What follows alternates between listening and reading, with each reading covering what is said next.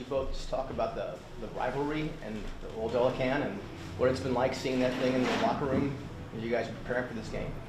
Yeah, I mean, waking up and coming to the building that early in the morning and just being able to see that oil can means a lot to us, and we don't want that going anywhere. This rivalry means a lot to me, and being here all 5 years of my college career, I mean, it's always a big game when we play the team up north. Yeah, kind of piggybacking off what Ross said, we understand the history of the oil can, and we just want to keep it in-house and make sure that we're representing the past Aztecs well for what they fought for. Coach Lou refers to them as a team up north. Do you have any insight into why he just calls them that instead of what they do? I mean, I'm pretty sure it's just a building thing now, the team up north. Lou brought it in, said we don't say their name, so we don't say their name, the team up north. It's just what we do. What if you accidentally said it? What would be the punishment? I haven't come across someone that said it yet, so I'm not too sure. Yeah, same. I don't think there is a punishment yet because nobody's slipped up yet. Is it like the F word? Or? Yeah, pretty much. It's like Nah, because that flies around a lot.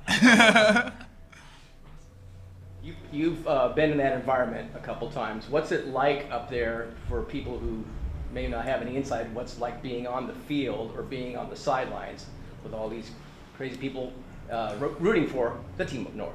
Yeah, I mean, it's a great college environment. That walk to their field is a tough walk, but we love the environment. Being on the field with the students right behind us and yelling at us, it's college football. It's what you love about college football, and that's the type of environment we like to play in, and can't wait to get into that environment and play ball.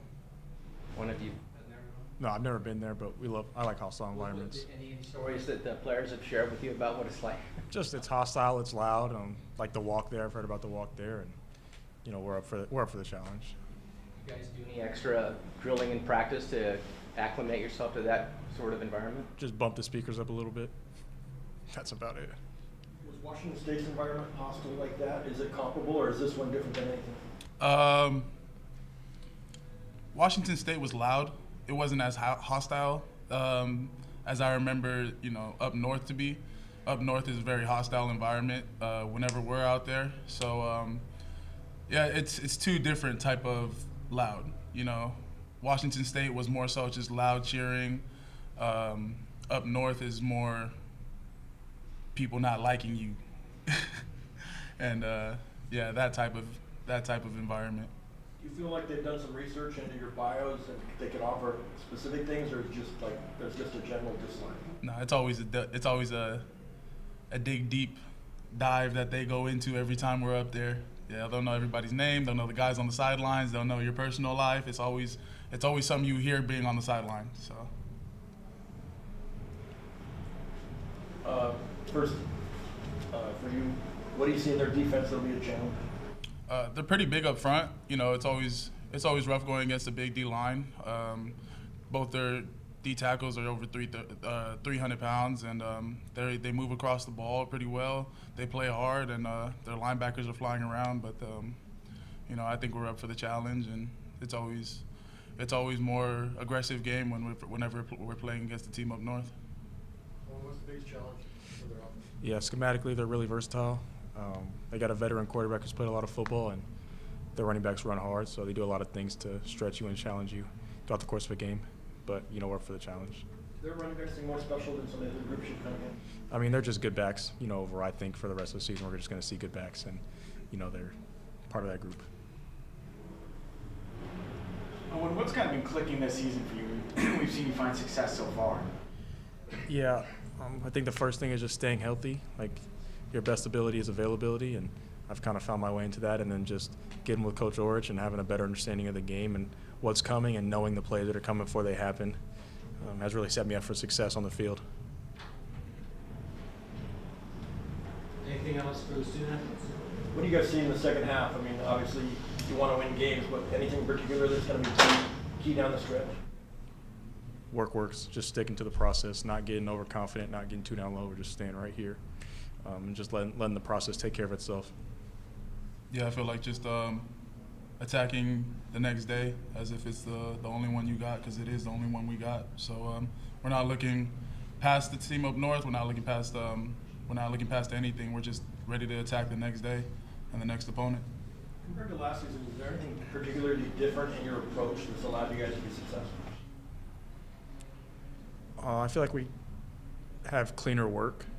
I feel like we were more urgent when we transitioned from period to period, and I feel like we just have overall higher intensity practices. Yeah, I think, like I said, people are attacking the day rather than looking towards the end of the week. Everyone's attacking the day like they want to get better. Everyone is getting better day in and day out, and you can see it in everyone's game. People are getting better every week, and it's showing up on the stat sheets. It's showing up in the scoreboard. So it's always good when we have a group getting better every week. Owen, you were talking about how the defense knows what each guy's going to do before they even speak it. How important is that going to be on Saturday up north in that environment where it's hostile and loud? Yeah, I mean, we all want to be on the same page, right? Sometimes communication's fast and they're going tempo, and you might have time to say everything you need to say. But if we've watched all the film and done all the prep together at a high level, we kind of have a good understanding of what needs to get done through this call and this play on this look. And I think this is going to be the most crucial thing we do is communication, even if it's not verbal. What does this quarterback show compared to some of the other ones you've seen this year, either foot speed or his drop back ability, anything in particular? I mean, like I said, he played a lot of ball, so he's very composed back there. He doesn't, flutter. He doesn't flamenco when he's about to get hit. He just stands in there and throws it. Real confident up at the line making checks, and I just think overall he's a really, really composed and confident guy. When it comes to being this close to bowl eligibility, how important is it to get yourselves that extra game and also for your teammates?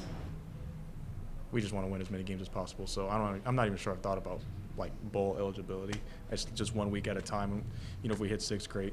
When we hit six, great. But never really thought about bowl eligibility, I guess. Yeah, same. Yeah, it's everyone just attacking the week, and bowl's gonna come. You keep winning games. Yeah. So I don't think anybody's thinking too far ahead into a bowl, but for sure guys want it, but we're not looking that far. We're just looking to win the game that's ahead of us. I'm sorry, yeah. Ross, is this what you envision? I remember probably 6 weeks ago you came in here and were confident about the differences from last year to this year. Now that you're 6 games in, is this kind of how you envision this would play out to start the year? Yeah, would love to be 6-0, but I mean, winning record is what I knew we were gonna have. 5-1 is above par, so I love the group that we got, and this is after week 2, this is the team that I imagined that we would have, and I don't see anything slowing us down if we just keep working the way that we do. So this is a great unit that we got here. The way you guys are staying focused on this next game, and I heard it from Denny after the national broadcast when they interviewed him. He talked about, hey, we're just worried about, because they were trying to bait him into, do you think this thing can win the Mountain West? And he's saying, no, we're doing it. And to me, that speaks to a great level of emotional maturity. Where is that coming from? Is it coming from the players, from the coaching staff? Can you both kind of elaborate on that part of the mental element? Yeah, it comes from the top down. You got Coach Lou, but then you also have a lot of great leaders on our team that carry the attitude of the team. And the more you get on younger guys' backs, the more they start to hone in on what we're trying to accomplish here. So you have leaders on the team, and then you have people that follow those leaders. And I feel like everybody's on board, and we're all on the same page. So I don't see much more that we can do with everybody besides just keep working every day. Yeah, everybody's gonna hop on that train, and I feel like everybody has hopped on that train towards attack the day.